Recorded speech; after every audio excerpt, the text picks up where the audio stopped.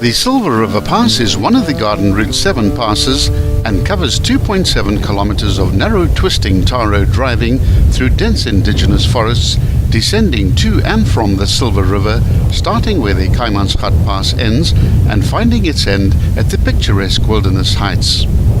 The road is a national monument and was built around 1882 by Adam de Smet, who was Thomas Paine's brother-in-law. The pass is the second of the official passes when travelling from west to east. It has 30 bends, corners and curves compressed within its fairly short length, which equates to an average of one corner every 90 meters. De Smet worked from the west and made swift progress, having completed the Zwarte Rivier, Kaimansgat and Silver River passes by 1882. The western descent to the river crossing is much shorter than the eastern ascent and only lasts for 830 meters. The average gradient on the descent is a comfortable 1 in 11. The pass is named after the attractive Silver River, which is where the lowest point on the road is reached at its crossing at 127 meters above sea level. The road parallels the river heading north and remains faithfully on its western side, but just before the bridge is reached, there's an extremely tight 90-degree bend which has to be negotiated as the road has to realign itself to cross the river at right angles. There's sufficient space for a single vehicle to park on either end of the bridge on the northern side of the road. The lovely old Victorian-era bridge dates back to 1904 and replaced De Smet's original stinkwood bridge, which lasted for almost 25 years.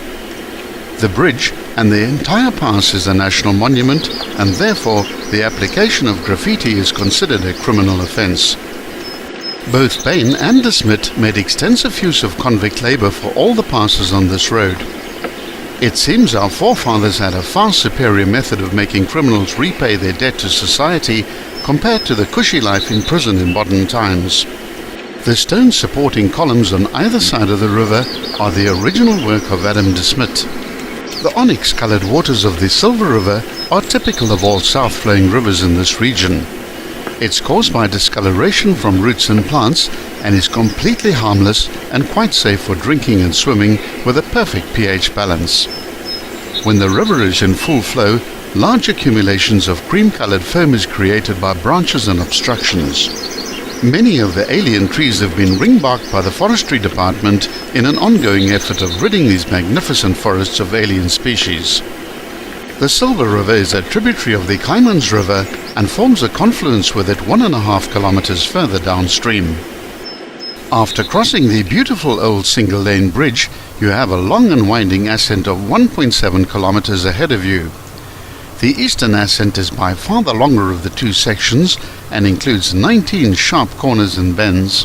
Although this pass is tarred, this was done a long time ago, and the preparation of the substrate at the time was probably inadequate.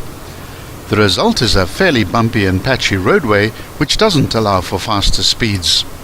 The road is also narrow, and cyclists need to be aware that due to the absence of safety shoulders, this road can be quite dangerous. Note the solid barrier line which extends for the entire length of the pass, and therefore no overtaking is allowed whatsoever. Other than the two small clearings on either side of the bridge, there is nowhere safe to stop anywhere along this pass. From the eastern end and summit point of the pass, a right-hand turn will keep you on tarmac, and from there it's possible to visit the idyllic holiday village of Wilderness. If you have some spare time, another interesting point to visit along your access road to Wilderness is a gravel road that leads to a place called Map of Africa. From the view site, you can see where the Kaimans River has carved a deep gorge which strongly resembles the outline of Africa. On a nearby hill, paragliders launched a colorful soft-wing aircraft to soar the coastal ridge above Wilderness Beach and Dolphin Point.